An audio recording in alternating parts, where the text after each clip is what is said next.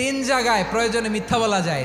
এক নাম্বার, আপনার ওয়াইফকে খুশি করার জন্য, সে একটু এরকম না বলে একটু কৌশল করে বললে খুশি হবে, ওটা বলা যায়। দুই নাম্বার, জীবন মরণের ব্যাপার, জান বাঁচানোর জন্য একটু কৌশল করে ঘুরিয়ে বললেন, এটা জায়েজ। তিন নাম্বার, দুইজন ঝগড়া লাগছে তাদেরকে মিলিয়ে দেওয়ার জন্য কৌশল করে একটু মিথ্যা বলা, ঘুরিয়ে বলা যায়। দুইজনের মধ্যে দেখলেন যে সম্পর্ক খারাপ, একজনরে বললেন, ভাই সে তো ওই দিন আপনার ব্যাপারে অনেক প্রশংসা। কি আমার ব্যাপারে প্রশংসা? কি বললো? এই বললো আপনি নাকি এই করছেন ওই করছেন, অনেক প্রশংসা। লোকটার মন খুশি হয়ে যাবে তার ব্যাপারে, ঠিক কিনা? আবার তার সাথে যার ঝগড়া, ওরে যে বলুন, ভাই ওই দিন তো সে আপনার অনেক অ্যাপ্রিসিয়েশন করলো, অনেক, সে তো অবাক, কি রে বলে কি? এই যে দুইজনের ব্যাপারে দুইজনের একটু ভালো ভালো কথা বলে দিচ্ছেন, একদিন দেখবেন রাস্তা দিয়ে হাঁটার সময় একে অপরকে সালাম দিয়ে ফেলছে, সালাম দিয়ে বুকে জড়ায় ধরছে, আছে না নাই?